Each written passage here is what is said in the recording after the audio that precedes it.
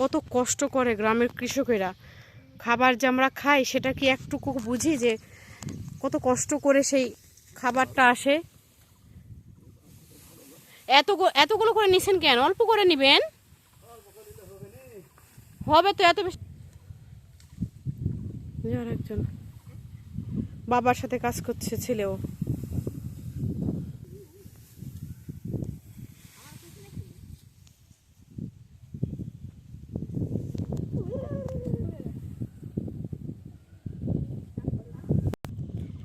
গ্রামের কৃষকরা আসলে যে কষ্ট করে এটা যদি কেউ না দেখে, কেউ না বুঝে, কিন্তু তারা যদি সেই সঠিক ন্যায্য সঠিক দামটা পেত তাহলে সেটা তো হয়ে যেত। যেমন এখন ধানের মাত্র 1200-1300 টাকা মন।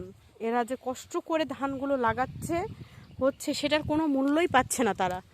এত কম দাম, তাদের মাথায় হাত। এখন তারা সব সংগ্রহ করে রেখে দিচ্ছে, ধানগুলো এখন বিক্রি করছে না। কেন জানেন? দাম কম, সেই জন্য। তাদের মনে আশা ছিল ধানগুলো বিক্রি করে, ফসল বিক্রি করে তারপরে কোরবানি দিবে কিংবা কিছু কাজে লাগাবে, যে ফসল থেকে সেখান থেকে কিছু টাকা পেলে তাদের সংসারে কাজে লাগবে, কিংবা যেই লোকগুলো নিয়ে কাজে লাগায় সেগুলোকে একটু মজুরি দিবে, মানে কাজের মূল্য দিবে। কিন্তু তারা তো পারছে না এগুলো করতে।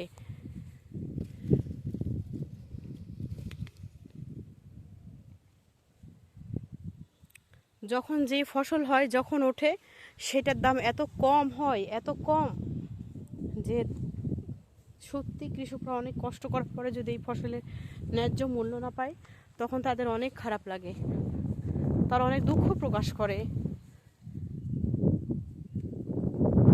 এই যে ধানগুলো এখানে ফেলে রাখা হয়েছে, এগুলো শুকাচ্ছে, এগুলো তারপরে বেঁধে এই যে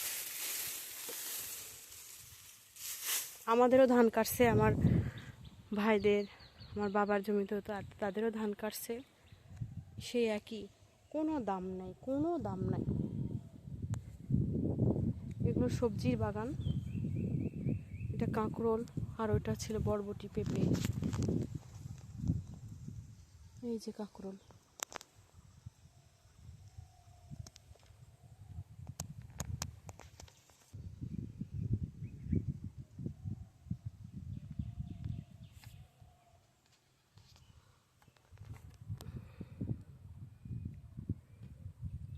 এবং গ্রামের যে মহিলারাও কিন্তু প্রচণ্ড পরিশ্রমী।